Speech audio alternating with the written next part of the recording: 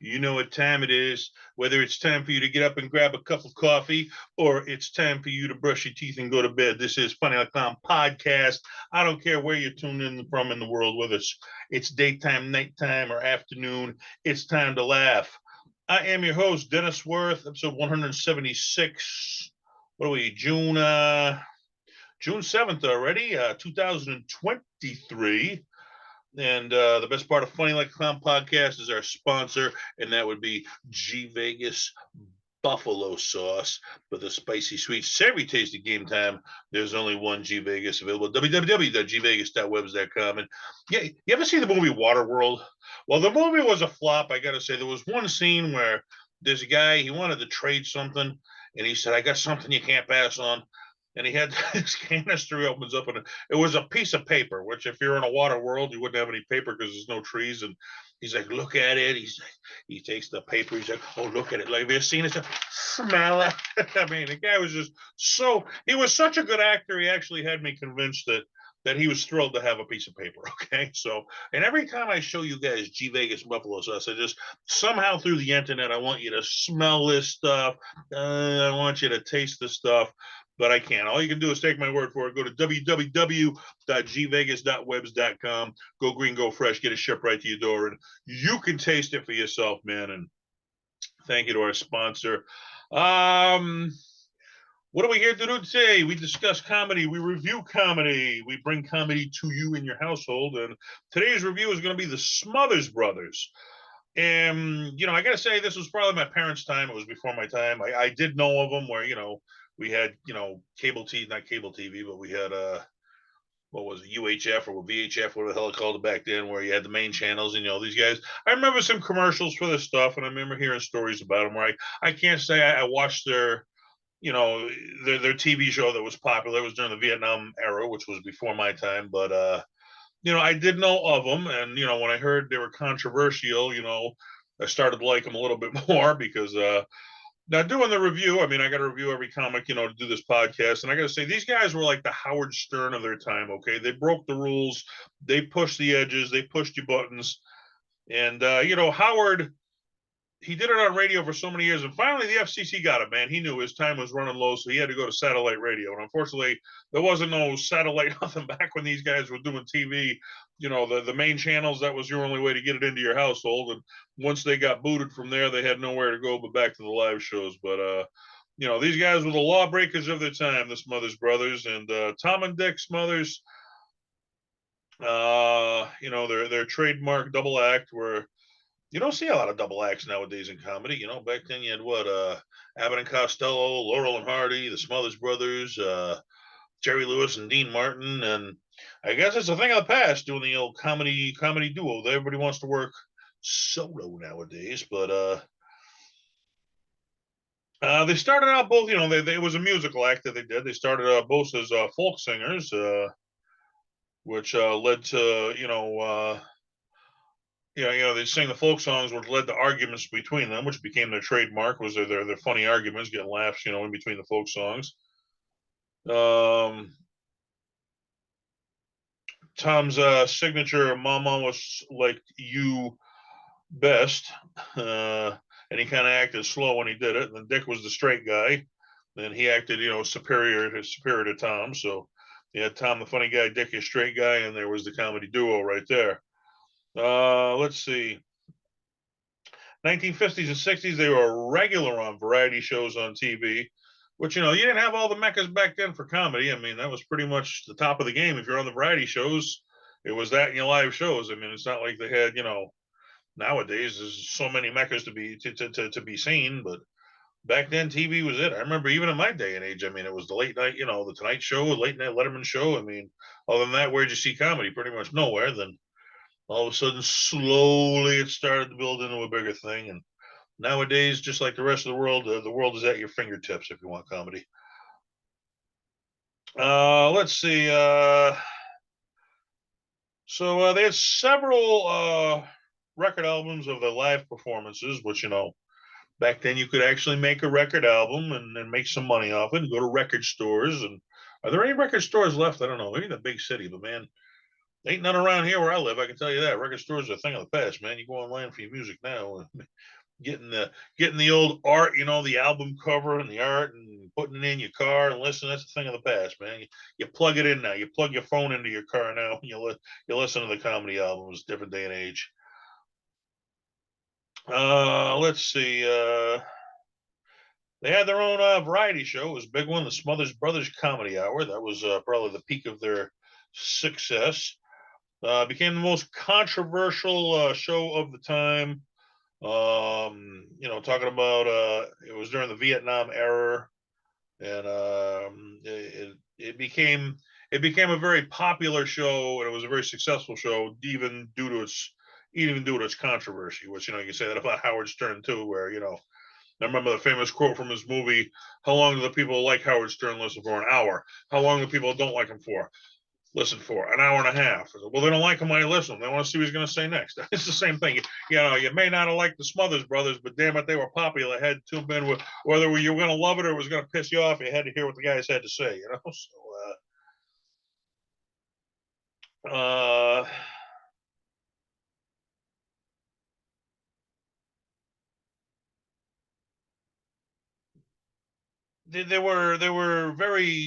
they were critical to mainstream opinion. Okay, so if mainstream opinion was one way, they were taking the opposite direction.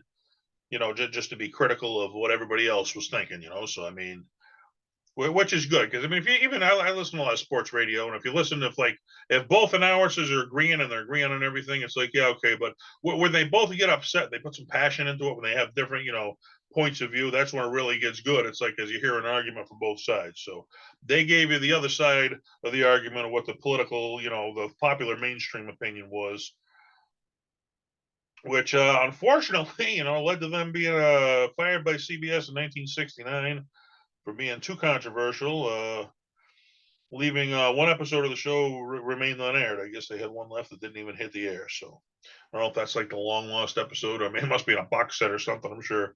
Probably go to YouTube and check it out or something. I don't know, but I'm sure it's out there somewhere. They continue to work independently and as a team, both stage and film. Everybody asks, how do you become a comedian? And everybody's got their own story. And I know there's a lot of tragedy involved with a lot. I'll take Robin Williams for instance. When you know what it's like to suffer, you don't want to see anybody else. You want to make them laugh and try to pick them up. But their father died in World War II, so their mother raised them a single parent in L.A. They were briefly in like just a musical folk group called Casual Quintet, and they ended up making their pro debut um, at the Purple Onion in San Francisco, and that was as the folk duo that they are. They became successful in nightclubs, and so successful, I guess over the years they released over 40 albums for Mercury Records. I remember Mercury Records; that was one of the big ones back in the day. And over 40 records. Somebody's liking what you're doing, man. If you get the one or two, you're doing good. You get the 40, you got a built-in audience there somewhere. I can tell you that. First national appearance came on the Jack Parr Show in 1961, and I know Jack Parr. He was one of the few hosts of the Tonight Show, so I don't know if it was like the Tonight Show or if it was like his own show before he did the Tonight Show. But 61, he was on the Jack Parr Show. 63, he was on CBS Judy Garland's show. With Barbara Streisand was the other guest. So I mean, you're rubbing elbows with some of the big stars of the day right there. 67, they actually inherited the time slot, which with their own show. So I mean, Judy Garland had them on, and when they got rid of Judy Garland, they filled in their time slot. Which I mean, you can say that about I mean, Jay Leno and David Letterman. I mean, David Letterman had Jay Leno on, was a guest many times. Then when the Tonight Show came available, they both wanted it, and Jay Leno wouldn't even had a shot if Letterman didn't have it on a guest. Nobody even would have knew who he was. So it kind of hurt Letterman. Where you got to bring the next generation up, and then they get so big now they're competing with you against you for jobs that you want. Same thing happened. Johnny Carson and Joan Rivers. Johnny Carson gave Joan Rivers her shot, and she ended up competing against him on Fox TV with her own late night show, and I guess he never talked to her again after that. Which I think it was more because Joan didn't get his permission. If she had called him up and said, "Hey, Johnny, there's a great opportunity, man. Would you mind if I did it? I'm sure Johnny would say yes, but with her just taking it without asking permission from him, I think that was what rubbed Johnny the wrong way right there. Which I can relate to that because I took a comedy class, and God bless the guy. That they gave the comedy class. He got me started doing what I love to do, and he did so much to help me out. But it got to the point I figured out that no matter what I do in comedy, he was just always going to look at me as his student. So it was like almost I had to break away from him, even though I didn't want to ever get respected in the comedy scene because, you know, no matter what I did, it was going to be, I would, if anybody else accomplished half of what I did in comedy, he would have had the utmost respect for me, but not because I was his student. I didn't get the same respect somebody else would have got. So I figured out no matter what I did, I was always going to be his student. So I had to go out, break out on your own. It's like, when you're out of high school and you move out on your own, your parents don't want to see you go. They want you to be their kid forever. It was kind of like that. But no, I still have great memories. We had some great times together. Let's see, they got their own TV series in 1964, Burke's Law. They got their first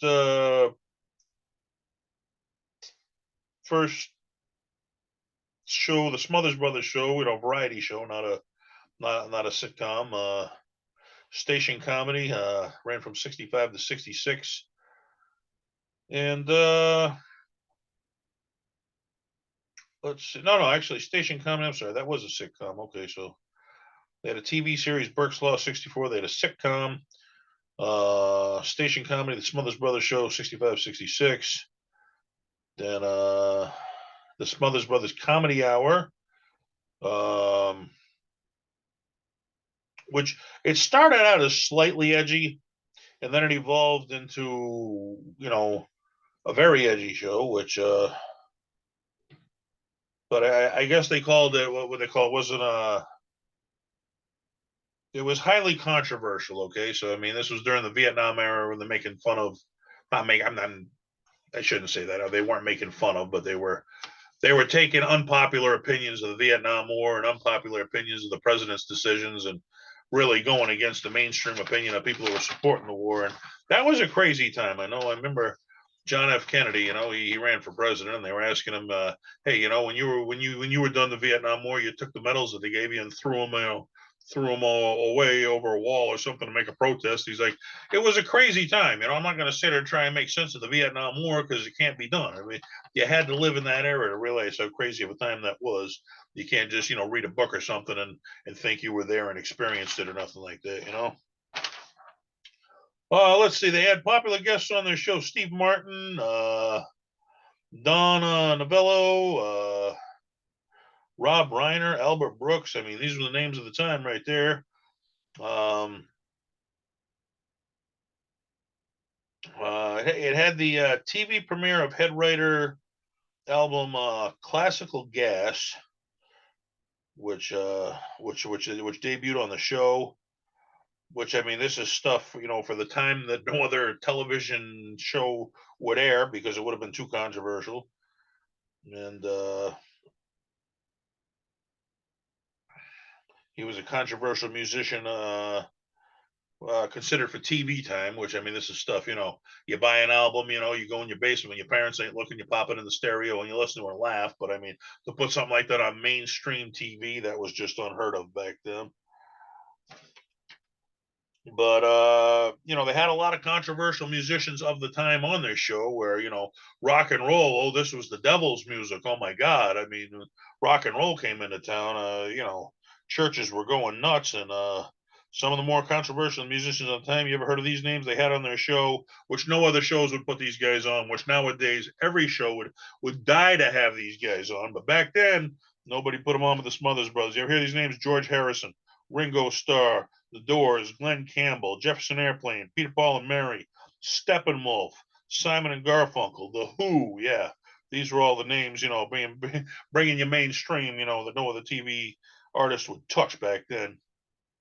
And they ended up turning into legends. So what the hell do they know? But back then, divorce was a big taboo thing. Where now it's like there's more divorces nowadays than there are marriages. I mean, it shows you how time changes. You really got to bring yourself, back to that time where what was acceptable and what wasn't.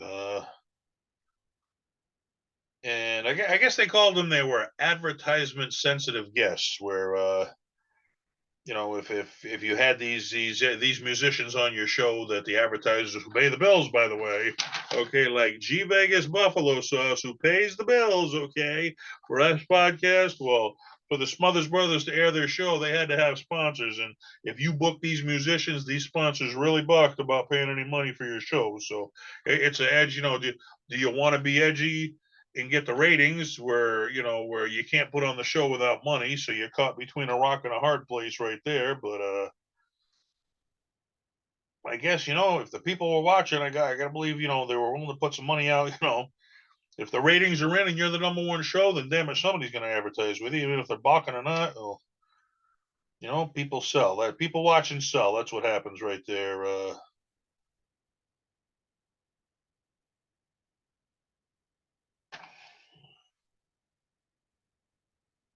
Let's see. Pete Seeger was blacklisted, okay, from television because he put out a song called "Waist Deep in the Big Muddy," and it was an anti-war song which insulted the president and the Vietnam War policy, which they decided to put this guy on, where he was blacklisted from every other TV show. The Smothers Brothers broke the rules, just like Howard Stern, and they put him on, which saying they broke the rules, that would be considered mild nowadays, what they did. But back then, it was a different time, different place. You can't do stuff like that. I remember telling what was that? You can't wear white after Labor Day or something. I don't think anybody's paying attention to that nowadays. But back in the day, that was a big thing. You get talked about. All right, let's see.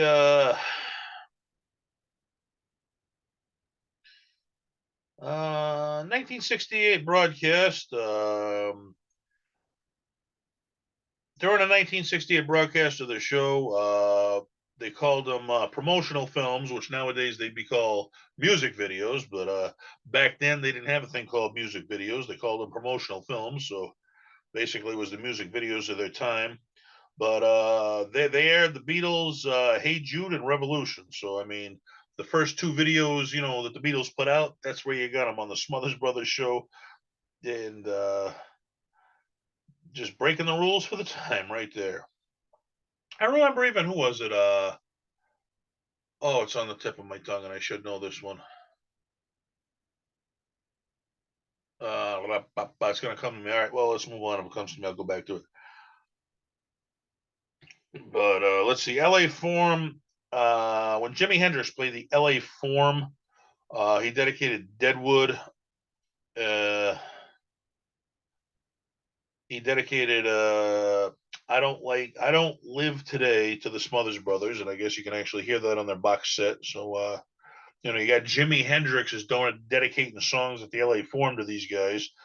They're breaking the rules, man. They're out there. They're I mean, even I know how many people can thank Howard Stern for the success for put him on his show and put him on the number one radio. Even Artie Lang said, "Yeah, it's the number one show on radio. Who wouldn't want to be on it? Everybody's listening, of course." That's an obvious thing. So here's a funny one. This one I actually didn't know this about him, and this one cracked me up. They had the guest The Who on in 1967, and I guess part of the Who's show was at the end of their concert that they'd smash their instruments. Which I mean, this was when McKiss started doing it. I mean, these are the guys who started all here, or whatever. And they'd use while they were smashing their instruments, they'd have some pyrotechnics and some light shows and going on behind them. That was how they ended, each show was to get the crowd riled up like that. And I guess one of the things I guess Keith Moon had like this small cannon inside of his drum set, and he'd blow off the cannon, while they were doing this pyrotechnic show. So when they were getting ready to do the Smothers Brothers show for rehearsal, he put a small amount of explosives in the cannon. Well, it didn't go off during rehearsal. Little did they know. So when they got ready to do the live show, they put a second amount of explosives in there, not knowing the first one hadn't gone off yet. The stage crew puts a second amount in there. So now you got two explosives instead of one in there.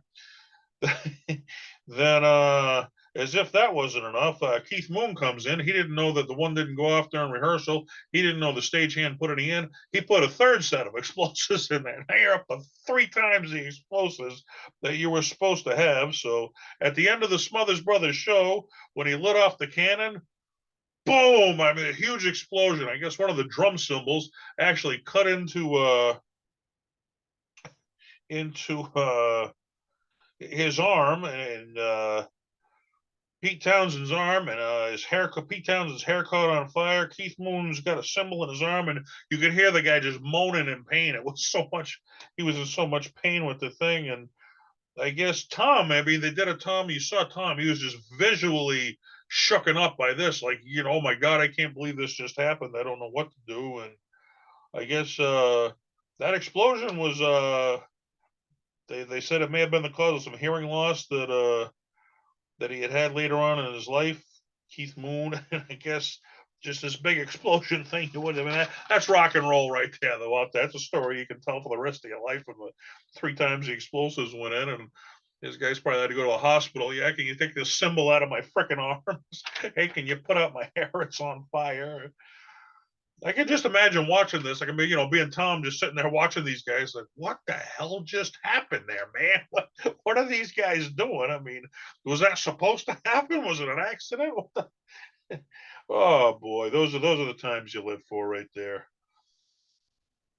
The show was geared toward the youth of the generation, which again, Howard Stern geared toward the youth. I remember my hero Sam Kinison. He used to get dressed up in these elaborate outfits, and who was it? I think.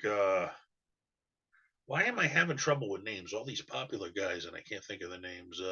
Larry King once asked him, he's like, well, how much of this is you and how much is shtick? And he's like, yeah, I'm 40 something years old, so a little bit of a shtick, but you gear, that's what the young kids look forward to. They want to see the whole get up, and you live in the rock and roll lifestyle. So that's what they geared up this show to do, is to, gear it toward the, youthful generation and become popular and controversial at the same time.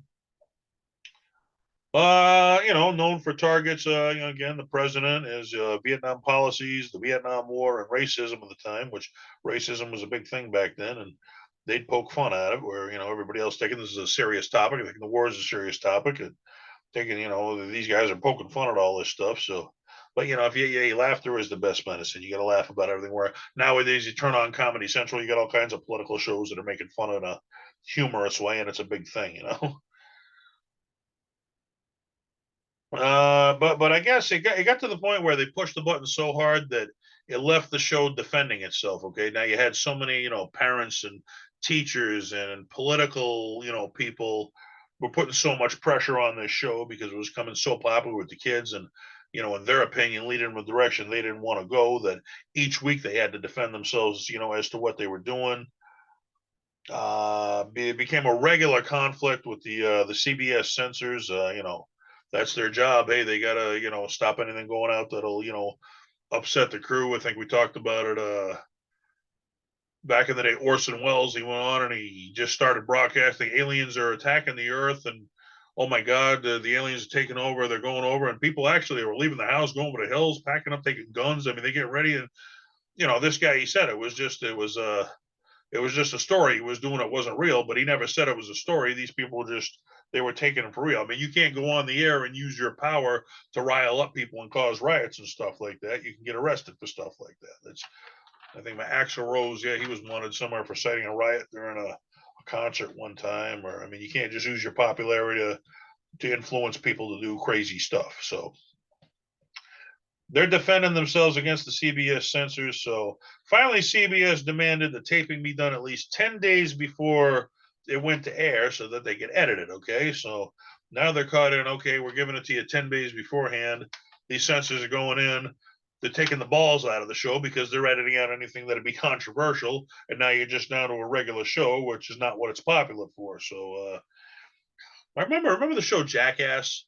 I mean, when that first came out, it was like must see TV, and it's like then the censors really cracked down on what they were doing because they were doing so much crazy stuff, and then kids were trying to imitate and get hurt and stuff. So they had to, and then it just became a show. Once the censors got a hold of it, it was okay, but it was nothing compared to what it originally was. I remember that, so I can see that happening to these guys. And then on top of that, like I mean, the major station that edited it, Then when the major stations shipped it out to the local stations, some of the local stations, they were even editing more because they didn't want their local audience to even do some of the stuff left over that the CBS guys even weren't editing out. So it was getting double edited in some cases. Ironically, the show, it was so popular, was picked up for the 69-70 season, and they're all feeling a sigh of relief because they're thinking they're gonna, it's so controversial and we're having so much trouble with CBS. So when it got renewed, they're like, hey, we beat the odds here. And CBO came in and overruled everybody. They ended up canceling the show. Remember that up to Arsenio Hall too, where they brought back his late night talk show years later. And after the first season, they did renew him for a second season. But even though renewed him before they hit the second season, they ended up canceling him, and we never got the second season of the renewed Arsenio Hall show. Which Arsenio, for the time, again, back when he did it, I mean, he was doing some edgy stuff too. He was putting on some people that, the Tonight Show and the Late Show, they wouldn't put on. This guy was putting on, all the Andrew Dice Clay. Letterman wouldn't let him on. Leno wouldn't let him on. Arsenio put the guy on, man, and ratings went through the roof for the guy. So I guess what happened was, I don't know if it was on purpose or whatever, but they started turning in, the tapes. It was supposed to be 10 days, then it was like 8 days, 3 days.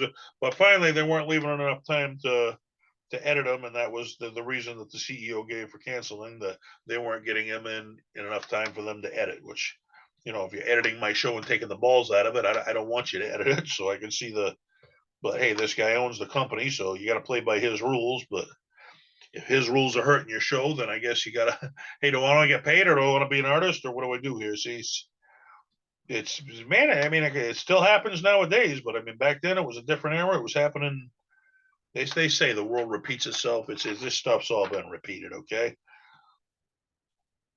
Even though it was canceled, it did end up winning an Emmy award. So I mean, that shows you, hey, you cancel a show that's winning a freaking Emmy award. I mean, that shows you how controversial it was at the time, I guess, right there. Let's see. Over the years, they had several other shows. The Smothers, the Summer Brothers Smothers show. But it failed to recreate the magic that they had. I mean, it's tough to, you hit that. I remember I had Jackie the Joke Man on, and he said, him, Howard Stern, and Robin, they were the one who made the Howard Stern show popular. And, he said after he left, I said, did you regret it when I interviewed him? And he said, well, it's not often you hit magic like that. When you hit that kind of magic that makes it successful. Yeah, Artie Lang took over and it kept on going. But I mean, they were the original trio, that made that show as popular as it was. And it's not often, a lot of radio shows have tried, but they hit something special, and when the Smothers Brothers hit something special like that, you can't reproduce it, man. I mean, they say, you get 15 minutes of fame, they don't mean 30. Okay. I mean, you get your one shot, and most people are lucky to hit that. I mean, you hit two, you're really doing good. They had two specials. The Smothers Brothers aired in the 80s. Let's see, 1970, The Return of the Smothers Brothers aired. 1978, they were replacement cast for I Love My Wife. 1981, the TV series Fits and Bones. That was a sitcom again. They went back to, but it was canceled after 5 episodes. 1985, they guest starred on Benson. Which, do you remember Benson? I remember the final episode. It was like it was Benson that ran for mayor, and the mayor, he found a loophole. He ran for mayor again, and they both competed, but they never let you know who won, who became mayor. They just ended it there, and I guess we're left to wonder forever who won. But I do remember Benson. I watched that. It was a popular show as a kid. 1989, they did the Cinemax Comedy Experiment, Master Ronnie. They did a movie, but it was a box office flop called Speed Zone. And I guess when you were in, what was it, 1979 or whatever, you get 10-year decade later. It's a new generation of kids. The kids remember you from before, they were adults now. So let's see, 1988, they reunited with CBS, which ironically, when they got thrown off the air, they had contracts. They sued CBS. They actually got some money because, I mean, they were still under contract when they got canceled, turned to a lawsuit. They ended up winning financially. They didn't get the show put back on the air, but But CBS said, "Hey, let's let bygones be bygones." They did a 20th anniversary of the show in 1988, and they said they want to give a special thank you to CBS, and then they poke fun of CBS for canceling them back in the day. So it was kind of we all laughed together type of thing. Let's see, 2004, they guest starred on Life with Bonnie. I guess Dick appeared in the movie Casino. I don't remember. I did watch that movie a couple times. 2005, working with Martin Scorsese, and I had a lot of stars in that movie. Let's see, The Aristocrats in 2005. And how many times have we mentioned this one? 2009, there were an episode of The Simpsons, and man, The Simpsons just get everybody, don't they? They don't miss a freaking beat over there. And I guess that's why it's the longest running cartoon of all time, because they know what the hell they're doing.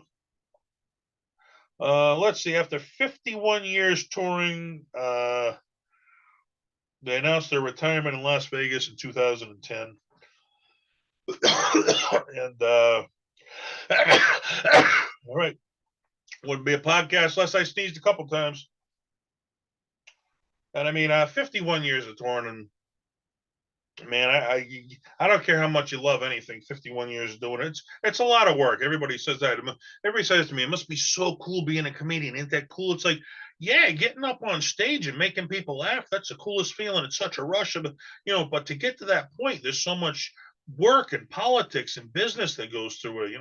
It's the business of booking the shows, the politics of the comedy world, who can work with who circle you're in, and you got to lug the amplifiers in, you got to set up the stage, you got to all the sound, all the background, the backdrops. I mean, it's a lot, the newspapers, the radio, the TV, all the advertisement. And there's a lot of work you got to put in before you get to that, fun part of making the people laugh. And that's what people think. They think it's just, you just show up and everything's already there and you just make people laugh. No, it's a business like any other.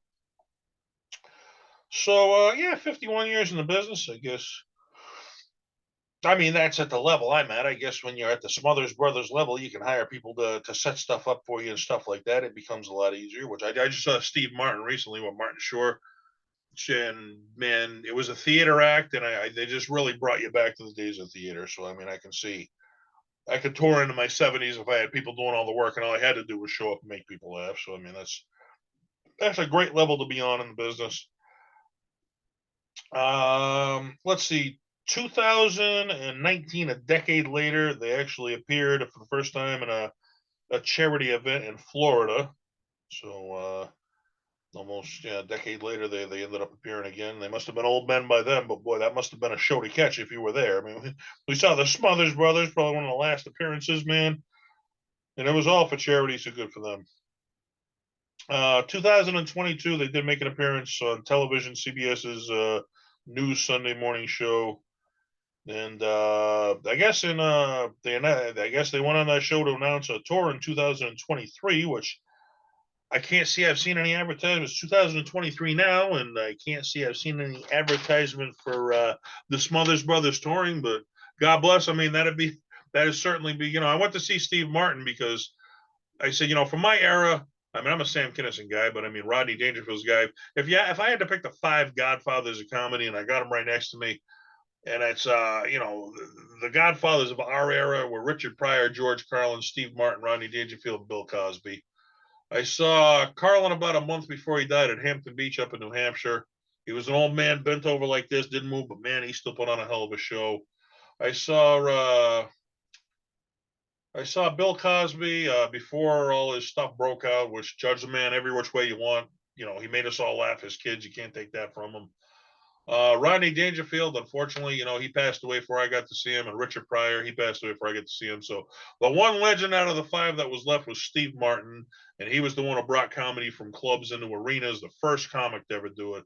And I said, you know what, I paid a pretty penny, which I ended up winning back at the casino, so the casino paid for the night. But I did pay a pretty penny, but it was worth every penny. So I can say I've seen 3 out of the 5 legends of comedy, that brought us the next generation of comics, which we got those up behind me here. You can see, the Cheech and Chongs, the Sam Kinnisons, the Eddie Murphys, and all these guys.